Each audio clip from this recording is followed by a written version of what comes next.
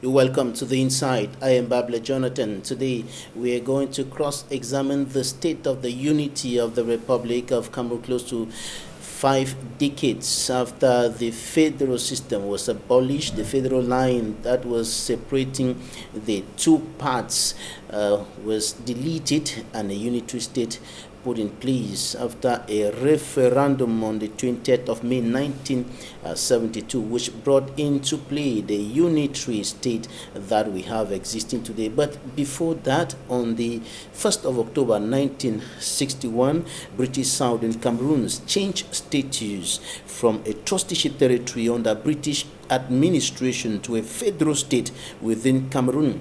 That was on October 1, 1961, and later on the 20th of May 1972, a unitary state came into play. And a lot of things have been happening in the country, especially concerning the crisis in the northwest and southwest regions of the country, seriously threatening the unity of the country. We take a look at the state of the unity in some few seconds. Meet our guest.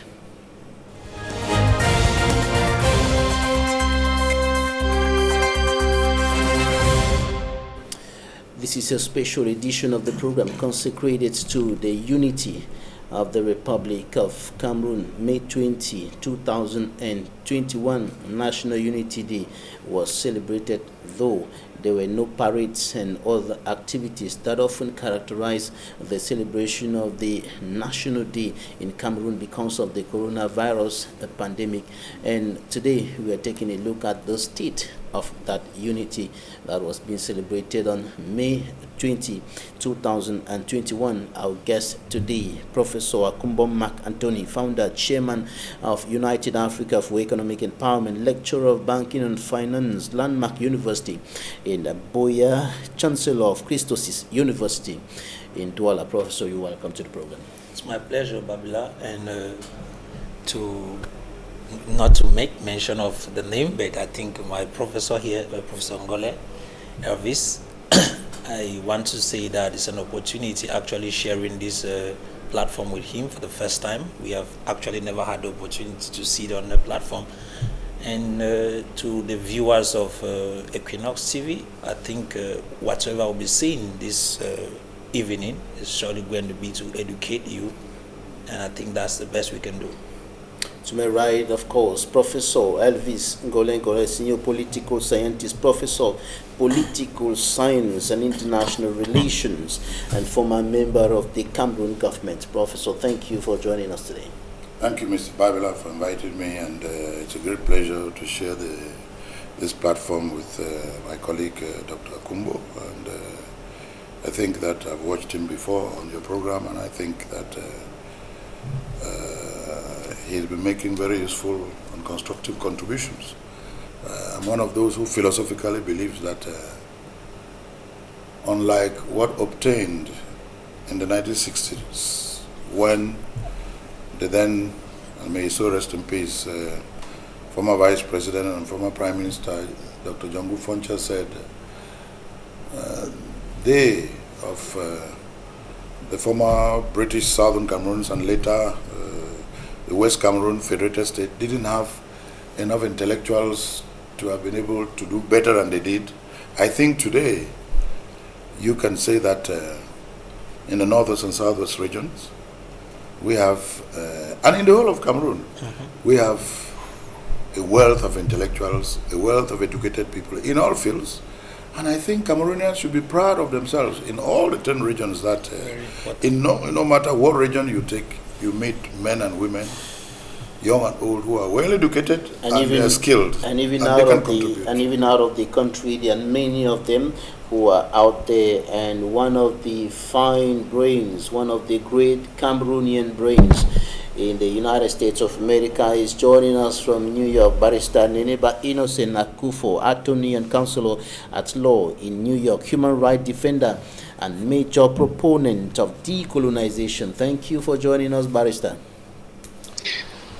Absolutely, Mr. Babila. It's a pleasure being on your platform once more, and with such a distinguished panel of people that I hope it's going to be a great show. And again, thank you as always being on your platform. We are talking about the state of the unity of the Republic of Cameroon. We are close to 5 decades after the unitary state was established following the abolition of federal lines, or better still, the federal system. And Professor Mark Anthony, I begin with you. When you look at Cameroon today, does it reflect the Cameroon that came together in 1961 and then followed by a unitary state that was put in place in 1972? I'll begin by saying that certainly I was not there in 1961 to witness it. But from studies and from what we actually have gone through to understand, the fact that these two Cameroons, as I'll put it, the Southern Cameroons and La République du Cameroon, when they actually united, I would want to make you to understand that their union at that particular moment was weak, and so weak because we had people of 2 different cultures and backgrounds coming together. And if you want to ask me the question about the union now, there's a difference, a big difference, though we have a lot of problems along with it. Why do you think it was weak at the time the federal system was put in place? When the federal system was put in place, the weakness at that moment was the fact that there were individuals who could not even speak French. There were those who could not even speak English, but they had to live together. And so in such a situation, it became very difficult for them to actually share ideas and understand one another. And apart from that, I want to take you a little bit back to tell you that the desire of those who were leading the Southern Cameroons at that moment was not really an issue of wanting to join a side. It all happened that when the Igbos, during the period when the British Southern Cameroons was under, or let's say, administered together with Nigeria, the Igbos actually came into the Southern Cameroons, settled there, and their way of treating our fathers was poor. And so it created a kind of, let me use the word hatred for the Nigerians. And so that desire to want to stay with the Nigerians was not what they wanted. From oral and written history, we get to learn that when somebody went to the market, for example, yes, and just touched something, my father told me that, was obliged to buy. My father told me that because he was a business person.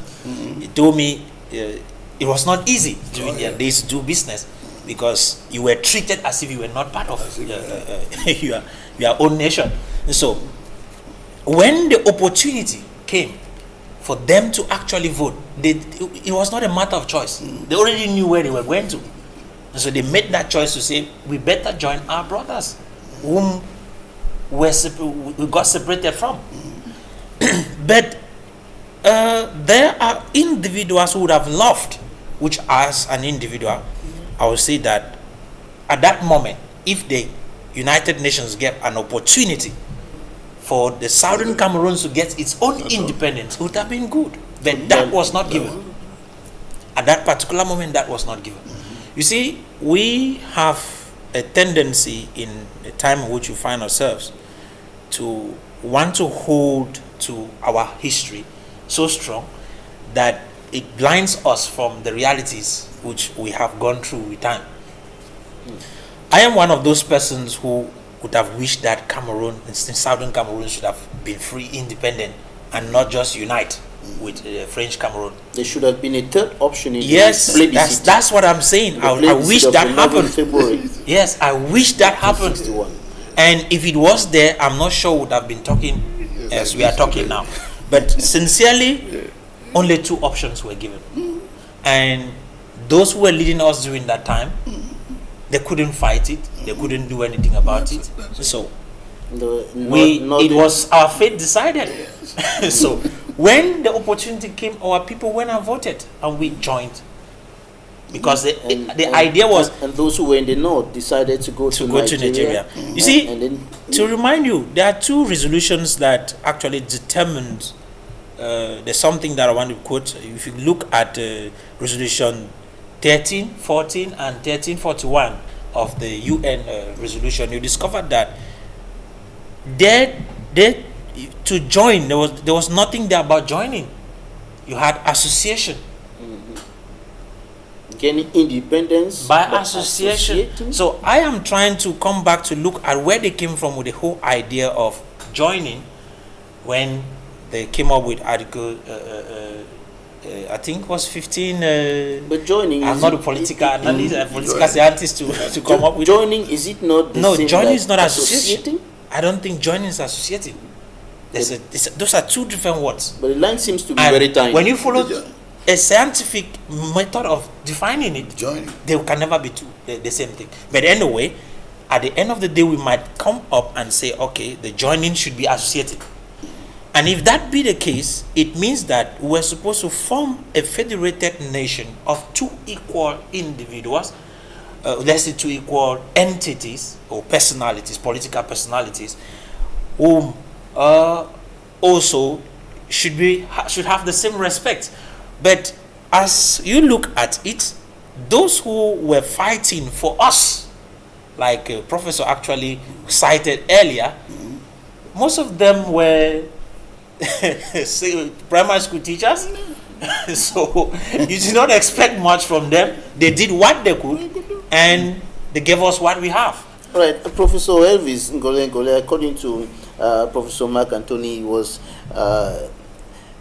a mistake somehow, so to speak, for the UN not to have given the third option. And other analysts are actually thinking that this is where the United Nations caused the problems that we're having today, because they did not give a third option of total independence.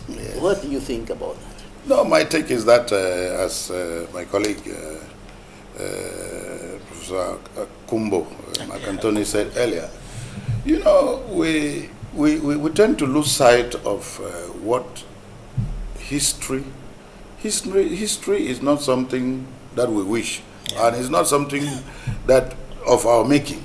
This is something that has been made. It has been made. You know, and you either appreciate it for what it is, and make the best use of what its lessons are. You know, as you said in your introduction, up to the 11th of February 1961, the Cameroons was made up of the Republic of Cameroon, which is an independent sovereign state, recognized internationally under international law, diplomatic law, and in international relations. The Republic of Cameroon, or La République du Cameroon. No, well, I'm using. I don't want to say La République. I'm an English-speaking person. Yes. The Republic of Cameroon. If you want me to say it in French, La République du Cameroon. The sovereign state of Cameroon, called La République du Cameroon, the Republic of Cameroon, means it was sovereign, recognized by international law. It has all the symbols of sovereignty. And the other Cameroon, which was made up of the UN Trust Territory of British Cameroons. These were two entities. One, I'm saying as of 11th February 1961, this is what history teaches us. We are not making it, we are simply citing what has been made and what is established in archives all over the world. As of the 11th of February, the Republic of Cameroon, or as you say, La République du Cameroon, was a sovereign state with full sovereignty and the symbols and attributes of sovereignty. At that same date, the other Cameroon was a UN trust territory that was referred to as British Cameroons, not even British Southern Cameroon, British Cameroons. It is the British, in their own administrative method or organization, that decided that for whatever reason, maybe for the ease of administration or whatever, they would administer their trust territory that was given to them to administer by the UN, first by the League of Nations and then later by the UN.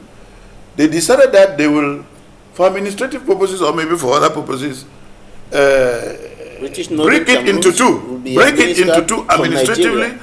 British Northern Cameroons, which will be administered through northern Nigeria, because at that time Nigeria had already been a sovereign state with three distinct regions, the northern state, the eastern and the western. The British decided that the northern part of their trust territory will be administered through the northern region of Nigeria, and that the southern part of the British trust territory of Cameroons will be administered through the eastern region of Nigeria. This is not of our making. This is what history tells. And at that time, the state of international relations, that is where it was. Of course, our people, as history has taught us, didn't like that situation as it was. But since the trusteeship authority was the United Nations, the United Nations came up with a plebiscite which the British had to administer to ensure that, as all trusteeship territories have to be, the people have to decide whether what future they want for themselves. And a plebiscite was organized on the 11th of February in the British Trust Territory of Cameroon. And the British decided to organize that plebiscite in both the northern and the southern part. The northern part, in the same plebiscite with the same question, chose to join Nigeria, and they are fully Nigerian. The southern part of the British Trust Territory chose to join what I consider to be their brothers and sisters of the Republic of Cameroon, which was not a trust territory, it was an independent sovereign state.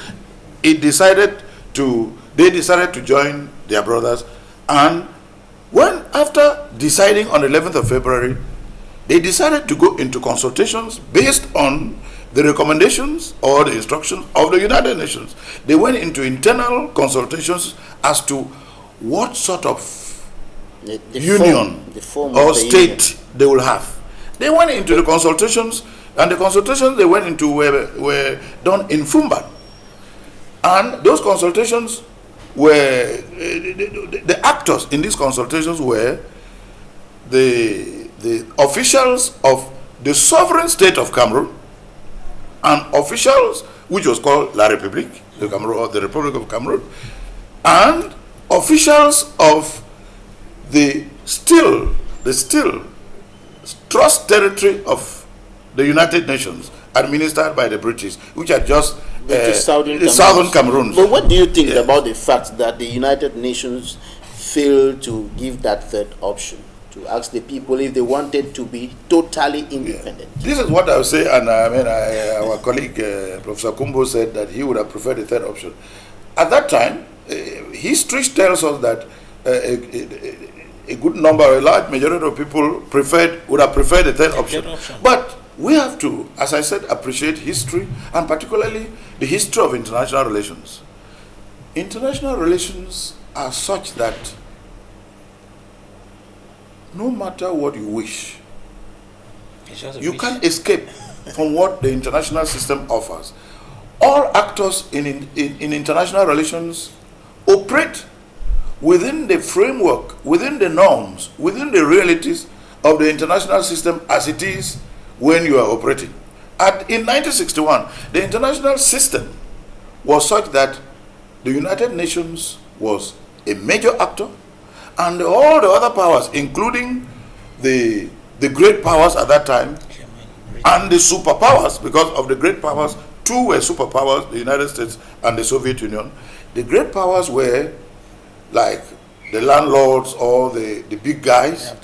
And the international system, in its realities, in its characteristics, is such that if you want to be an actor and operating in it and you want to succeed, you cannot ignore the realities that there's a superpower, there are great powers, and that the United Nations is a big actor. At that time, there was no way you could ignore or do what the United Nations did not want you to do. The United Nations was the authority on the territory of the British Cameroons, and they decided that for whatever reasons, given the state of international relations at that time, the British Southern Cameroons would be better off joining either the independent sovereign republic of Nigeria or the independent sovereign republic of Cameroon at that time.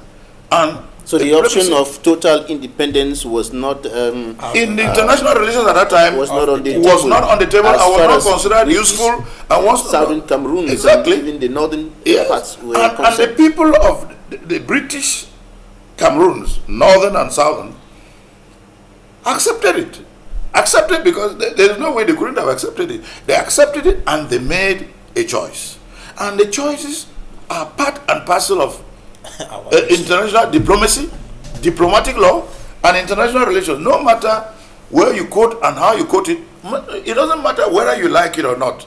You have to be in international relations. You have to be realistic. And they choose a better choice in the absence of the best choice that they would well, have. yeah, Now, Barrister, they made a choice. Yes. Let's go to New York, Barrister Neneba Innocent Akufo. What do you think about the move? The move from the federal system, beginning with the plebiscite on the 11th of February 1961, which brought the two parts together, and then the federal system right up to the unitary system, which we have today. Once more, thanks again, Mr. Babila, and thanks to the distinguished panel. I think if we had stayed with the federal system the way it was and worked on that particular system, we might have been in a better position today. But because of the fallacy and the callous way it was disintegrated and brought to what it is today, that's what we're facing here today. So I may not even talk about the unified state of Cameroon, because there was never a unified state of Cameroon in the first place. And I would like to go back to what the first professor said. Professor Kumbo, I'm sure I'm not assassinating your name, sir. If I do, pardon me. When he said that the third option was going to be a much preferred option, and Professor Elvis Ngole, whom I've read and known about, actually did not really see that as something that would have been an option to be put on the table. I see that as a point of, it's a place where we Africans, we've really failed our own constituents and our people, because we read history and we read politics and law from the framework of the people who decide it for us, not the way we're supposed to decide it on upon ourselves. I would bring us back to, there is a Hungarian writer and journalist, Arthur Koestler. He took time and visited the Soviet Union when it was the glow of the day. It was the biggest, opposite factor of the democratic system.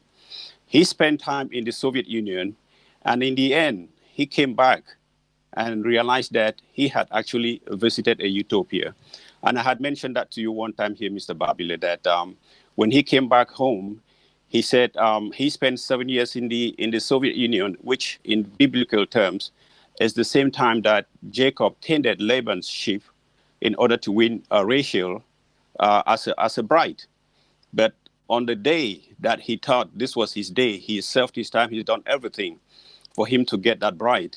He got, the ugly layer. That was not his dream. That was not what he was working for. But just for the fact that he wanted to get the beautiful woman that he had dreamt and worked for, he spent another 7 years again in order to win that bride. So we have been taught to work on slogans. We live on slogans as they, for me, they all out one shibboleth. If we look at the way the United Nations, because Professor Ngole says that the United Nations was a system, it was the avant-garde. We have to respect it the way it is. But I have to call to your attention the fallacy, the weakness of the United Nations itself, Professor. You have 5 permanent members of the Security Council. They're there and they've never changed, and they would never change, because they have an agenda. and you have to march to the dictates of those people. And if Cameroon, if the Southern Cameroons was asked to join, to get independence by joining another country, that's a term that was coined only for this particular purpose. Show me a precedent in history or in political anatomy where somebody, a country had independence by joining another. So I go with the first professor. There should have been a third option. And if we never had that third option, it's something that we should work on as Cameroonians, look onto it and see where did we go wrong? Where did we go wrong that way we find ourselves today in a civil war where the president of Cameroon told you guys point blank, their aim here was never to come to be in a good union with you people. It was just to assimilate you. So if the head of state of your government is saying something like that, where's the probity? Where's the moral probity in what he's doing as a political astute person that you people think he is? So about the union, coming back to 1972, that there was I think I was in primary school then. I remember that day. I remember that day when they voted to become a united Republic of Cameroon. And worst of all, it was outrightly abrogated when Mr. Biya became the president of Cameroon and decided to go to that. Again, we don't have to revisit this historical fact. We all know it. We all know where it went wrong. But as Professor Ngole said, you have to know your history. But if we have to know our history, but by our history being disjointed, you teach the curriculum that you want people to know, but not what your history is, then you are really shoving stuff under the rock, and it will always come back again to haunt you in the future. Because the history of Cameroon has not been taught. The history of Africa has not been taught. If you bring European history as the fore in your curriculum, then you're only fooling the people, because the land that you leave is the land that will be sown with turmoil forever. It will never move anywhere because you are basing everything on fallacy. It's a dystopian utopia because it will never, let me put it this way, Mr. Babila. The oligarchs, the neoliberals, those aristocrats who run power in Cameroon and in most African, I'm not singling Cameroon, and most African countries, they are the galore. These are the people that the West wants them. And they will propagate every propaganda to maintain themselves in power and authority because the West wants them to be there. We've never had the independence that even if the Southern Cameroons dreamt of any independence by joining the Republic of Cameroon, they've never had it. And neither has the Republic of Cameroon actually had any independence. Because when the current president, I told you already, when the current president was made the president of Cameroon, he changed the CNU to the Rassemblement Démocratique du Peuple Camerounais. Why did he change it to Rassemblement Démocratique du Peuple Camerounais? He did that to pander to the West, to pander to the French. Because before at the close of the Second World War, you had the Rassemblement Démocratique du Peuple Africain, which Houphouët-Boigny, of late, the late president of the Ivory Coast, I think he was the chairperson, because they all pandered to the French. They wanted to be those armchair leaders who were going to take over from the colonial masters. So when your president was made the president of Cameroon after the soft coup d'etat that happened in Cameroon, and he was made the president of Cameroon, the first thing he did, he changed the name of the party to Rassemblement. Why Rassemblement again? Because he pandered to the French and brought back the vestiges of colonialism again and said, okay, I am here. Whatever thing you want, whatever contract you want, I'll come back to you in a short while. Professor Elvis Ngole, there was never a unity. No, I would disagree with Barrister Akufo, and with all due respect. I think that as I said earlier, in 1961, as the late Dr. Jongu Foncha said, we didn't have people as educated as Barrister Akufo or Professor Akumbo. We have today. We are all, I think we should be proud of ourselves, but in reading history and in observing, analyzing international relations, the way the world evolves, we should not be idealistic, and we should not, in fact, be emotional. We have to understand that the world did not begin with Cameroon with us. The world had begun way before us, and the world will continue beyond us. But we have a duty with the skills and knowledge we've got to understand this world, because the unification process did not only apply to the British Southern Cameroons with regard to the United Nations, because the same plebiscite applied to the British Northern Cameroons, and we have not heard of all the polemics that we're hearing of with regard to the British Southern Cameroons. But it was the same plebiscite. The British Northern Cameroons is an integral part of Nigeria today as a result of the same plebiscite. And there are issues, but those are Nigerian issues. We are not here to discuss Nigerian issues, but they are an integral part of the Federal Republic of Nigeria. But I would like to recall to our colleague Barrister Kufa that in 1959, a similar plebiscite was organized in British Togoland for this part of, I think it's the southwest part of Togo, to decide whether or not they wanted to be part of the Republic of Togo, or whether or not they wanted to be part of the Republic of Ghana. And they chose British Togoland to be part of the Republic of Ghana, and they are. Whether there are issues there or not, we are not Ghanaians, neither are we Nigerians, but we know that that's the history of international relations as it is recorded. And it was done with the consent and the authority of the United Nations. Now, we may have what criticisms we may have about the United Nations system. We know how the United Nations was set up, we know how it's organized, and we know the role that the United Nations plays. This is what I would say. In the international relations of the 21st century, I don't want to say of the 20th century when we were created, the United Nations is a global actor that is indispensable, and you cannot do without it. And for the United Nations to have done what they did in 1961. Does that mean that you have to follow its dictates? You have to follow. Not that you have to. If you have any questions or if you have any criticisms, because we live in a free world. Because that's what Barrister Aneneba is criticizing. No, that's what I'm saying. That he's right to criticize, but bowing to the foreign powers, bowing to the superpowers. That is why making up the Security Council of the United Nations. That's why I said earlier that if you want to be an observer or an analyst or a scholar of international relations, as I am, you have to understand that international relations operate in a world, in a context which has specific characteristics, and among these characteristics are the following. There are big powers, there are superpowers. Today we have only one superpower. The United Nations is an indispensable global power. There are middle powers, and there are rules which we call diplomatic law, and these rules, and there are conventions and treaties and so forth. You have to operate within the confines of these.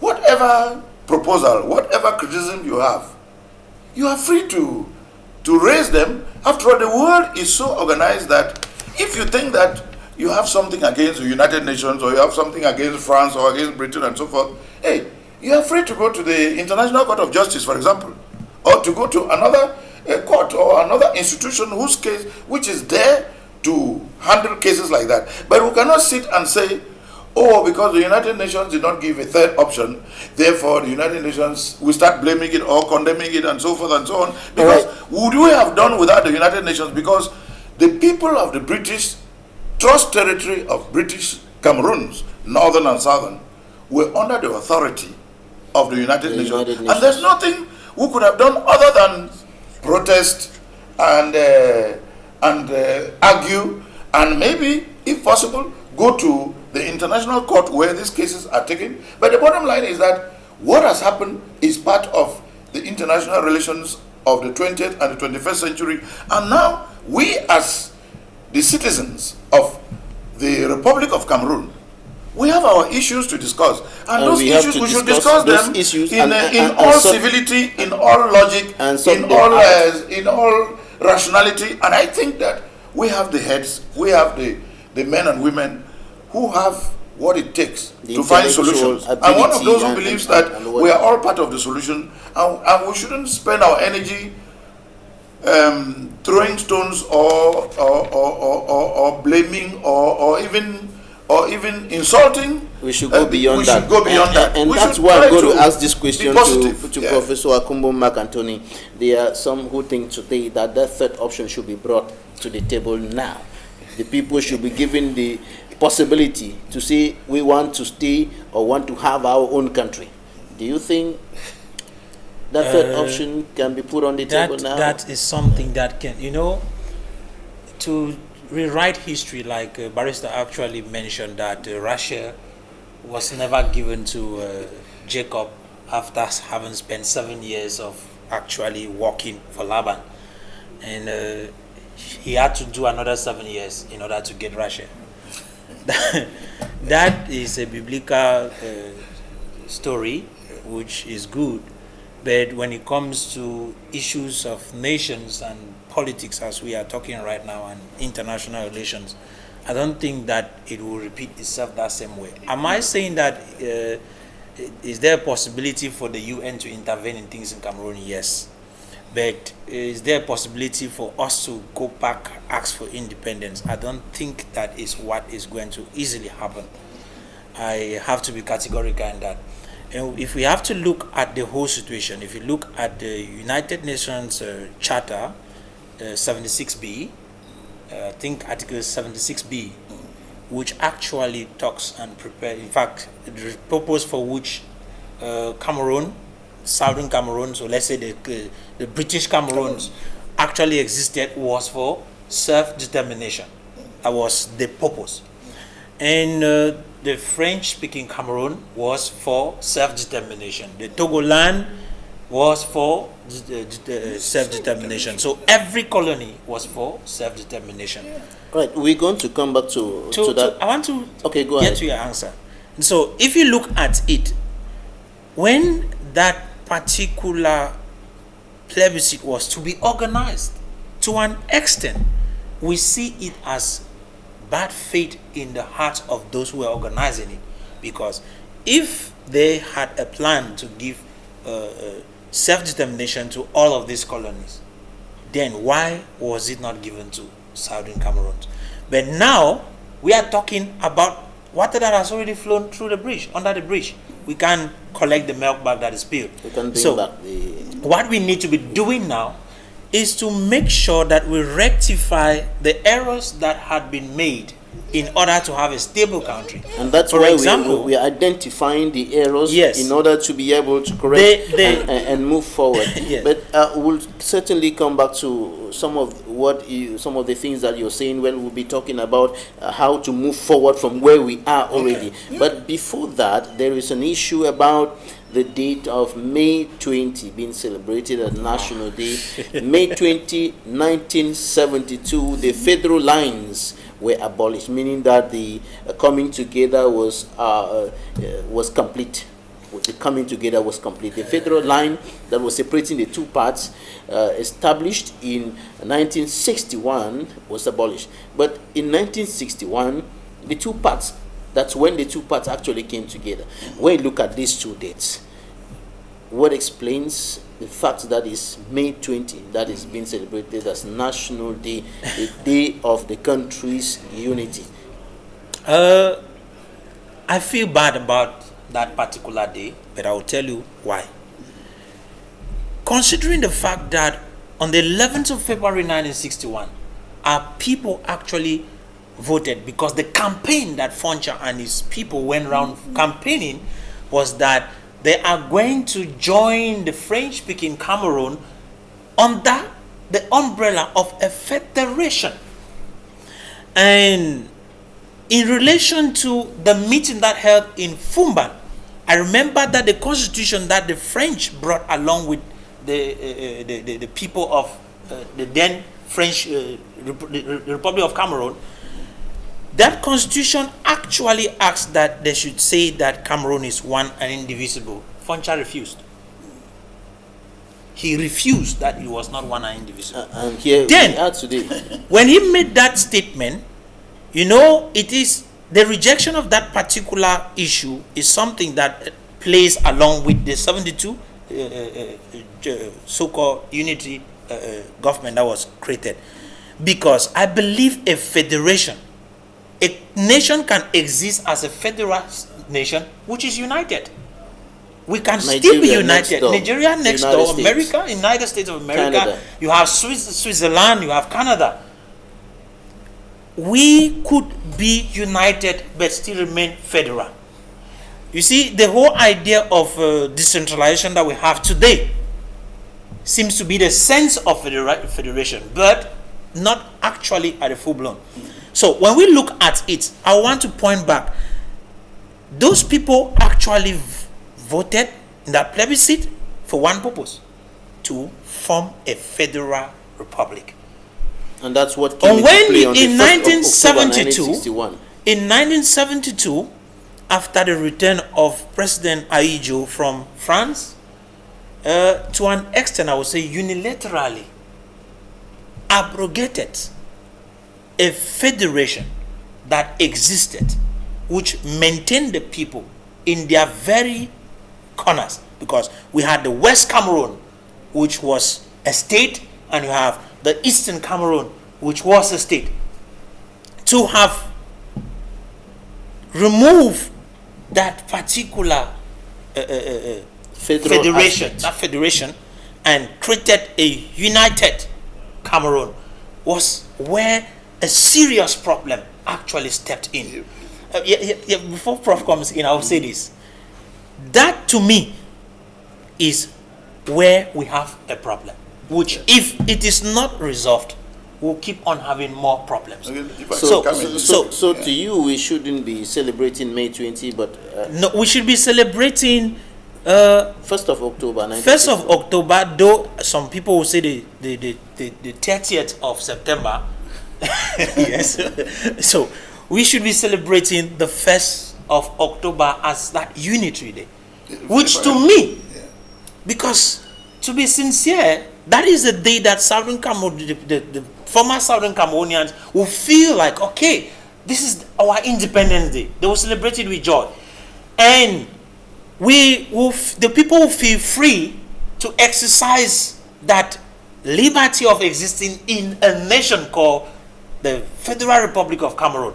But look at it, we do not have it. Why? Because it was removed, and then a unitary state was created. And then is that a day of unity? That day of the unitary system being put in place, that is being celebrated today? That is the worst error that we ever made. Yes, that's Prof coming.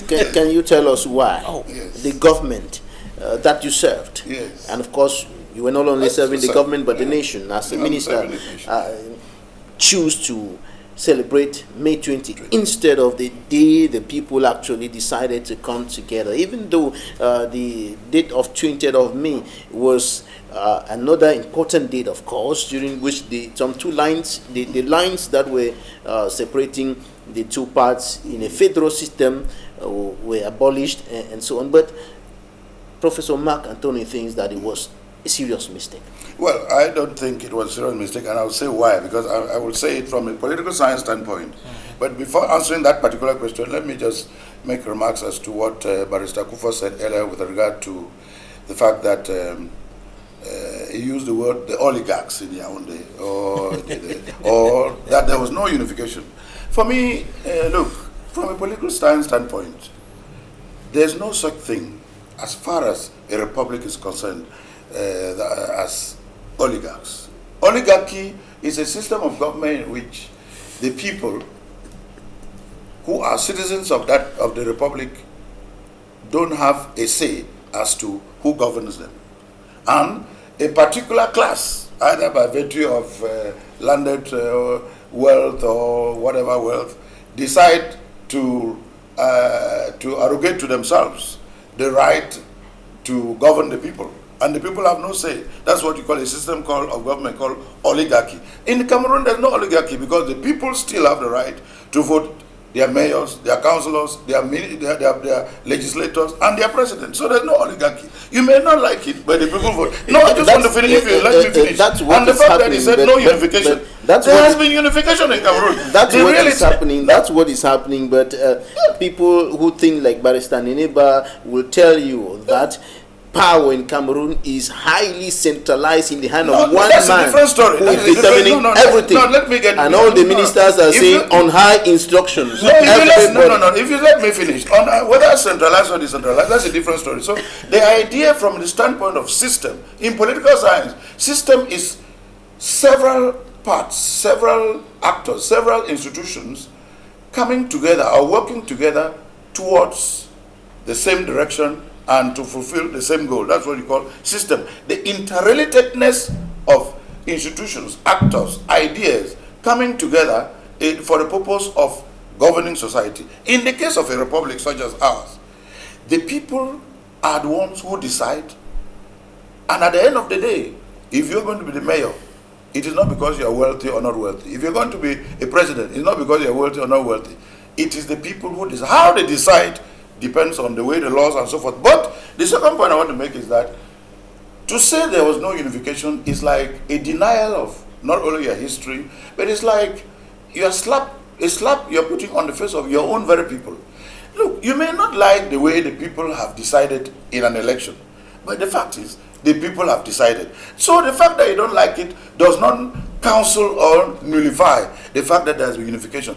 The United Nations knows there has been unification. Is there any people, it may not suit you, but you have a right to question. But you can't say there's no unification, because unification means the manifestation, the expression by a people in their various diversities, language, religion, ethnicity, tribes, or region, coming together in the hope that that will serve their common well-being, that will serve their common destiny, that will serve their common future, that will help them progress together. No, this is what unification is, and that's what we have in Cameroon. What will you tell those who think that? What will you tell those who think that what we are calling a unitary state has been some sort of two people living together as concubines with no marriage certificate? Yeah, you can use that's my third point now with respect to the unitary state. There is no legal document that is the unitary state. You know, if you look at the evolution of our country, you see that the peoples or the communities, the tribes, the ethnic groups that inhabit this space that our forefathers created, in fact, it was first created by the Germans, and you know very well that the various communities, all together or separately, fought against German occupation. To show you that the unification idea goes beyond just the Germans. The peoples who have inhabit this space have always had the idea of coming together to fight against a common person. That's why they fought against Germany.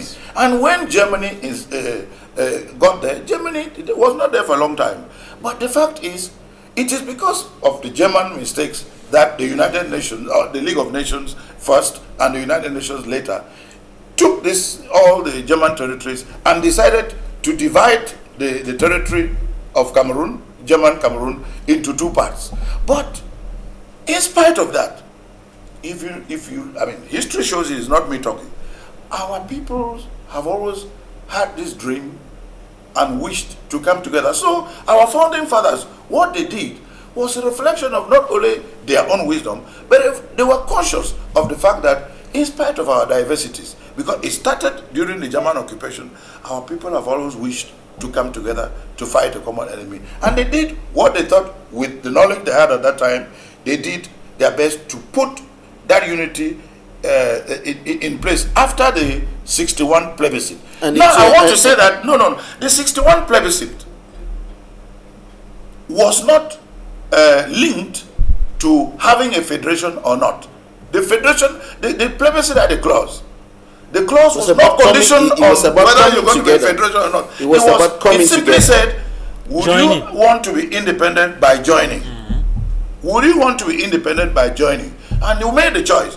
Now, and after the choice you made, decided to, and then you people now decided to establish a form. But the plebiscite did not condition you to determine which form. Now, the people themselves, after they made the choice of 61, the choice which had nothing to do with the form of union, in the case of Nigeria, They simply integrated and they were part of Nigeria, and we have not heard anything. And we wish them well, because Nigeria is our good friend and is a brotherly nation. I support them, and I always think they are doing well. In the case of Cameroon, our founding fathers at that time decided to go into consultations in Fumban.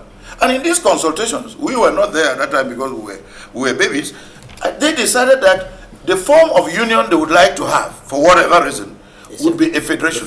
And in that federation, after 11 years, these same founding fathers, because we were still young at that time, these same founding fathers decided that, looking at the constitution they had constructed in 1961, that there was provision, in spite of Article 47. In spite of the article, because the article is very clear. The article did not forbid them from changing the character of the federal character of the state. It simply said, you cannot touch it. It is, I don't know exactly what it was. You cannot touch it. But no. There are several paragraphs. They are only looking, don't look at only paragraph 1. Look at paragraph 2, paragraph 3 of that same article. The other paragraphs say, to change it, or if you have to change it, you have to consult or take into the consent of the other actors. And since the idea has always been unification, our founding fathers at that time decided that the 1961 Constitution, under Articles 47, permitted them to carry out consultations that can enable them to change the federal character, which they did. And when they decided on May 20 referendum, it was not a decree, it was not an ordinance, it was not an executive order. They decided that in the spirit and letter of the 1961 Constitution, in order to change the federal character, they have to carry out the consultations further by going out to campaign. And God knows they did campaign. And that was the second step. And that was the second step of they come together. They came together now to unify stronger, to strengthen the unity. The first step was in 1961 with the plebiscite, and then on the 1st of October, when the two parts, the state of former British Southern Cameroon changed from a trusteeship territory to now a federal state, not a federal, a federated state. A federated state. Now that was the beginning of it. That was the first step. And then the second step. And a federated state is not a sovereign state now. The second step, independent state. Of course, the second step was on May 20, 1972. On May 20, yes. Upon consultations. But why is it that the first step that gave birth to the second step is being pushed behind? I can tell you why. It's the second step that is being celebrated. Okay, the answer is very simple. The answer is very simple. You know, we who are students and scholars of political science know this. There are different kinds of elections that determine the choices, the preferences of a people. A referendum is the highest form of expression by a people of their choices, of their preferences. It's the highest.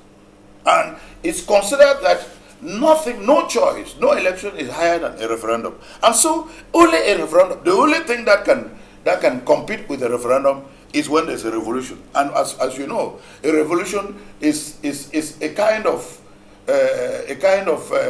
situation which is out of the law, out of the norms. It's a sort of a mass movement which brings about structural change. So, but we're not talking about revolution here in the classical sense. We're talking about an election, which means it has a framework, it has norms, it has an institution, and it's the highest way a people express themselves with regard to the way they want to go. And that is why, because you want to know why May 20th. If you look at the two dates, May 20th represents the moment when Cameroonians in all their four corners express their wish to solidify, to strengthen their unity. 11th February or 1st of October 1961 was a moment when the former British Trust Territory and the former Republic of Cameroon decided that upon the consultations of Fumban, they will form a federal union based on a federal constitution. If you look at the two dates, naturally, the favor will be on the side of the moment when the union became stronger. But beside that, it is good for you to know. You think that it became stronger, but others think that is when the union was weakened, and which brought us to where we are today. No, their desire was to make it stronger. Now, I wanted to know, please, if you give me 1 second, I wanted to say this. The decision as to who decides, which authority decides what date can be celebrated as National Day, it always incomes the constitutions, all constitutions of the world, it incomes on he who exercises constitutional executive authority. And in the case of Cameroon, he who exercises constitutional executive authority is the President of the Republic, the head of state. All right, and he decides, the Constitution gives him that right. Let's go to New York. Barrister Nineba Akufo-Innocent, May 20, the day the federal lines were abolished. October 1, 1961, the day a federal system was put in place, bringing together the two parts. What do you think about the fact that the October 1 date is relegated to the background, so to speak, and May 20 is being celebrated? Professor Elvis Ngole simply thinks that May 20 has a higher significance in terms of the will of the people, all the people. What do you think about this? Again, with all due respect to Professor Ngole, when I talked of unity, that there has never been any unity, it doesn't necessarily mean that people were not unified at certain points in their lives between the Southern Cameroons and the Republic of Cameroon. That was not what I meant. What I meant was, de facto unity the way it is supposed to be, where people live as one party or a single state. It has never existed because, again, as I told you, I drew the analogy to what Mr. B has said in France, that their intent was never to unify with you people. Their intent was to assimilate you into the Republic of Cameroon. If he says that, as you just said it, your constitution says the chief executive who espouses your constitution is the president of the republic, which is for me, it is not right. A single person should not be the arbiter of a single document that espouses the wishes and aspirations of an entire people. The president should not do that. But he said it, and if he says it is true. That's not what they came into that union for. And for the fact that in 1972 there was an abrogation, something. It's just like you have a title to your house. A title is just a piece of paper which gives you authority over your property. If you're a real estate mogul, you have all that stuff. The title is what, if you go to a court, they ask you, now, this mansion that you have, what attaches you to that mansion? You show a title. So if there was one common thing that had singled us together, brought us together at some point, it was abrogated in 1972, and that title is not there, if any title ever existed before. And when I talked about oligarchy, oligarchy as a system of government that they choose their people, or people can elect people to power and all that stuff. Again, I would bring you back to Aristotle when he said, when society becomes callous, when society that has been chosen by people becomes a source of calumny, a source of tyranny, people write laws to oppress the people. What happens, as you just said, Professor Ngole, there might be a revolution, although you're not saying there's a revolution, but that's what happens when people become oppressed, when the people who have the power, these are the oligarchs, these are the liberals, these are the aristocrats, that's what I meant. These are the people who have the power, and those are the people in Cameroon who sit there. I'm not naming people, but that's just how the society functions. We're not singling out Cameroon by itself. It is most countries, even the United States where I am. So, but when those people have power, they will cling to it now. Now, on the question of 20th May and 1st of October. When I spoke, the professor, they made many other allegations to what analogies to what I said. So I'm just trying to bring it back. Then I come back to the 20th May. So, when there is a loose federation of states, when Professor Akonbon said, we cannot go back again to redraw the lines of Cameroon and the Southern Cameroons and all that stuff. Now, you just look at Yugoslavia. After the Second World War, what happened? And what happened? when all these states disintegrated, or the Soviet Union as it was then, all these states disintegrated, and you have mini states that were created out of the Soviet Union as independent nations. So the fallacy of that the United Nations did, I know they were the international organization then, we pandered to them, we stooped to them, and this is where we find ourselves. But there is a secret FBI memo, Professor Ngole and Dr. Akomo, and to your listeners, they had said it when there was this union between the Southern Cameroons to join and have independence with the Republic of Cameroon. They said this is a powder keg. It would explode one day, and that's what's happening. Rather than redress these things, if we keep recycling about Fumban, about 1961, about CNU, and all the, the merging of all the political parties in 1966 and forming one and disintegrating and coming back, we will still dance to this same tune again tomorrow, and our children will be dying. That's what we have to look at. If people have not been able to uplift Cameroon to the next generation of Cameroonians, this is the next generation, our young children dying on the streets. These are the people that we have to look at right now, because if we are still looking at a system that has failed, this system has failed. Whether we try to have a union together, that union never functioned. And that's why there is a war. And the only way that union is going to function is through war. And that's what's happening right now. So the 1972, when they killed the 1961 union, that union in terms of, what the United Nations want. When they killed in 1972, and of course, and brought the Federal Republic of Cameroon, we thought something would work. It never worked. Then when they realized that their end result was never to be with you guys in a union, they decided in 1984 to revert back to the Republic of Cameroon, which was their name of, the way they were baptized from the French. So again, you can draw the parallels between 1961 and 1972 and 1984. But again, we have to look at tomorrow. All right, Barrister, yes, go ahead. I want to say that for you to take the view that the system has failed so far, it's for someone listening to us will say, but what are we talking about? Because first, to show that the system has not failed, we are talking with our colleague Barrister Akufo in all civility and in all logic, and we are making our arguments. And it is because the system permits us to do this that this is being done. So you cannot say a system which has failed will not permit this to happen. Secondly, you cannot compare the political system of Cameroon and that of the former Yugoslavia or that of the former Soviet Union. In the case of the former Yugoslavia, we know the history of the former Yugoslavia and the history of the former Soviet Union. First of all, they were communist states. And secondly, Yugoslavia was a state which we knew that without communism, it will not be together, and that's exactly what happened after Tito.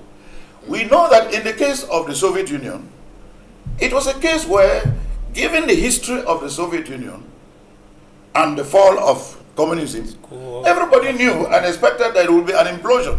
And that implosion took place, and the Federation of Russia got back its historical position. But Prof, everyone who knows the histories of these two regions, Cameroon is not of this category. But the history of Cameroon is a history of goodwill, purposeful, the will to come together. But Prof, what form of togetherness or what form of unity, we can argue. Looking at the state of the unity today, Prof, looking at the state of the unity today with a close to 5-year-long crisis, security tensions in the northwest and southwest regions of the country seriously threatening that unity. Does that not give reason to those who think that the system has failed? No, you see, the situation in the two regions of the northwest and southwest is quite concerning, and it would, given the consequences and given the seriousness of the crisis, sure, there are those who wish to see the third option come back, or who wish to rewrite history, to quote Professor Akumbom's phrase, who would see in the crisis as a justification or as an opportunity for history to be rewritten or for a third option to come back. But I think that what we have to see, if we're really honest with ourselves, because I think that we at the end of the day, we are now mature.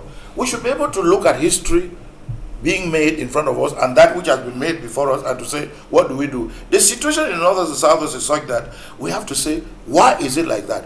It is like that because we all agree that the way the system has functioned, the way unity has functioned, there are some persons who have reasons to believe or have the perception that justice has not been on their side, or that they have been marginalized, or that they don't have equal opportunity. This is very normal in every society, and or that they don't have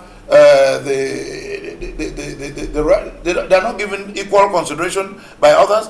This is what is going on in the North and South, and I think if you see the way what has happened so far, it is that the state of Cameroon, represented by the government, has been trying its best through reforms, through gestures of dialogue, and so forth and so on, to try to find common ground. But we have to encourage this to happen. Prof, when you look at the Cameroon that we have today, does it reflect the Cameroon of 1961, the federal Cameroon of 1961, established by the forefathers? No, the forefathers wanted unity, and they began with the federal model. They wanted unity. We shouldn't forget, federation was not the objective.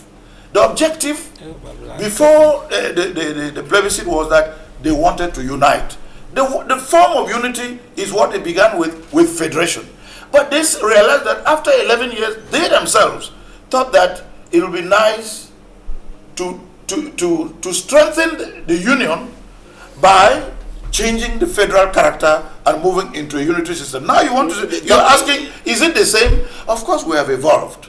We cannot wish that we go back to where there were two federated states and then a federal government. No. I think that the people have decided. But there has been a move. There has been a move. But it's something that move has been going towards the wrong direction. And that's why we have what is qualified today as limping unity. Professor Amaka Kumbom, Anthony, when you look at the state of the unity of the country today, do you think that we have been going towards the direction that is reinforcing that and consolidating that unity established by the forefathers in 1961? I think I said earlier that in relation to the abrogation of that particular federation, we say the federation in 1972, more salt was added to injury, which resulted to what we are having right now as the instability which we have. You see, when we are talking of unity, we should be counting the Northwest and Southwest with the rest of Cameroon. Are we now going to say that everything is well? No. Everything is not well. Everything is not at all well. Am I saying that we have to go back and say, okay, we need to create the state of what they call Amazonia? No. That's not what I'm talking about. I still believe that federation can work effectively in Cameroon. And because it is working elsewhere, it can work in Cameroon and effectively. So I will not be one of those who will come and tell you that everything is fine. Cameroon is moving towards progress. No. Cameroon is actual at this particular moment as we are talking, getting to a place where if nothing is done earlier, we will not have the Cameroon we are talking about today in the next future. So let's work on building what we have. And maybe restructure the nation. Like Prof said, actually, we can talk about restructuring. Let's bring back the federation. I don't care. You know, some people say it might be 3 state, 4 state, 5 state, 10 state. But all I'm talking about is a federation. Some people say the 1-2 state is a federation I'm talking about. And I would tell you, this federation I'm looking at, in my own view, should be in a way where the people can actually manage their affairs. That autonomy that the people need They should be given it. The new decentralization code. Decentralization, doesn't it do that? no, it doesn't.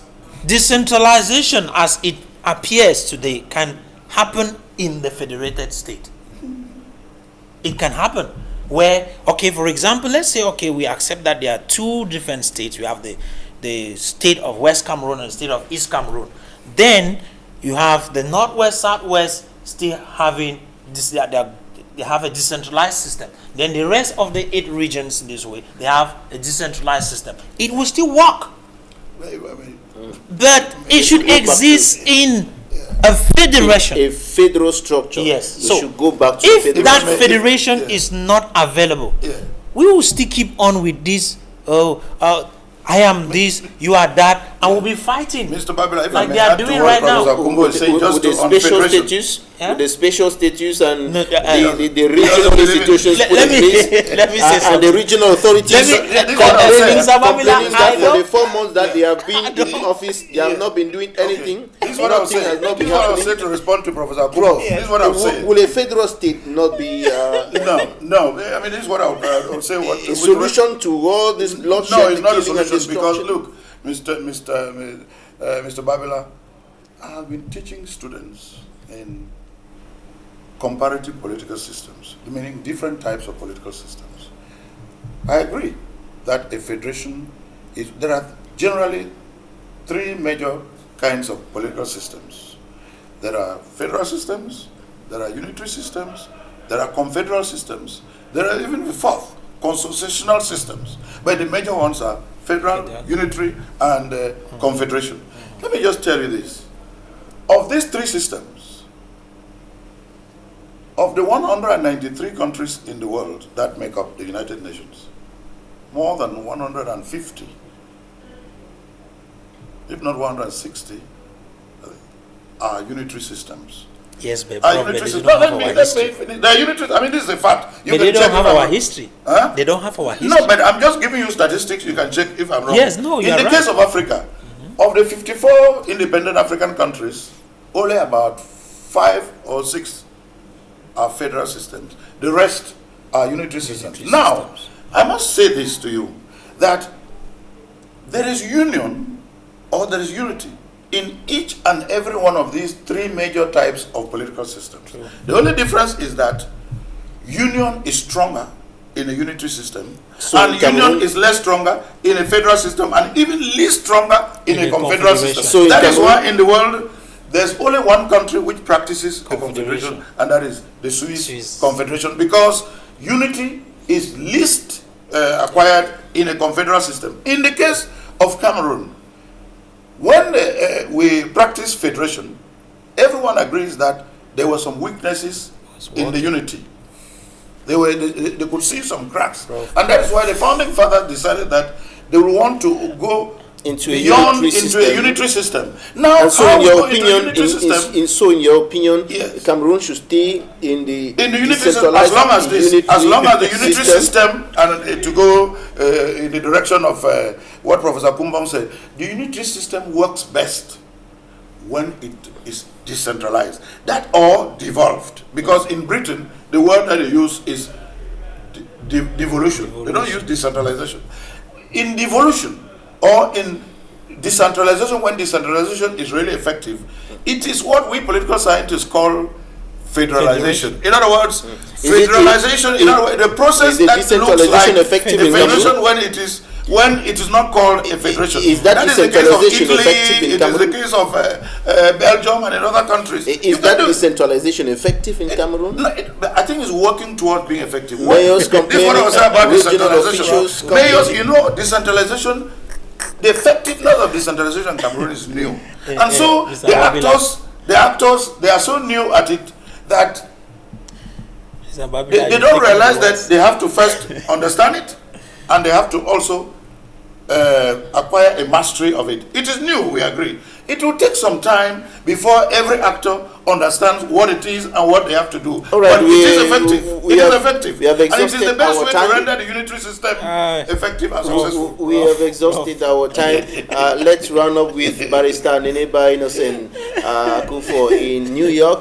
Barrister Neneba, in some few seconds, Professor, Mark Anthony says we should go back to federalism. Professor Elvis Ngole says we should stay in the decentralized unitary state and reinforce it. Now, what's your opinion about this? Where should we stand in order to put an end to all these things and reinforce and consolidate the unity, or better still solve all the challenges, especially the crisis going on in the northwest and southwest regions? Yeah, thank you so much again, Mr. Babila. With all due respect to Professor Ngole and Professor Akunbun, a harmful truth is better than a useful lie. We would all be better off if we look into the mirror and look into the review and see exactly where we stand and determine what belongs to our own country, Cameroon, whether we live separate or we live as a unified state. That's something that Cameroonians should do by themselves. But what I see and what has happened, and that's why when you talk about the unity, it has never been a unity, or because if there was unity, there would be no civil war in the Cameroons today. And that's the premise of where the union stands, because it never functioned and it will never function the way it is. But if we sit as Cameroonians, Southern Cameroonians and the Republic of Cameroon, and say, okay, let's determine a political system that's best for us, not something that the West is putting a knee on your neck for you to be unable to breathe, then you will never go beyond where you are. We will lead from one civil war to another civil war. We will mimic the Congo, where the Congo is today. Because, again, when I use the oligarchy, it's a broad term. Those in power, they cling to the West. They pander to the West. And that's where we are. Till we wipe those webs off our minds to see that we have to be Pan-Africanists, build the society the way we want for our children, for generations to come. We'll pander to political systems that are subservient to our people and they benefit the West. And again, thank you so much to the distinguished panelists. Barrister Neneba Innocent Akufo-Atoni, and Counselor at Law in New York, human rights defender and major proponent of decolonization. Thank you for your time. Professor Mark Akunbon-Anthony, Federal Chairman, Founder and Chairman of the United Africa for Economic Empowerment, Civil Society Organization, Lecturer of Banking and Finance, Landmark University, Boya, Chancellor of Christos University, Douala. Thank you for your time. It's my pleasure. Professor Elvis Ngole, Professor of Political Science and International Relations at the International Relations Institute of Cameroon. Thank you for your time. Thank you, and let's keep dialoguing. Thanks, ladies and gentlemen, for seeing with us. That's it for this edition of The Insight. Goodbye.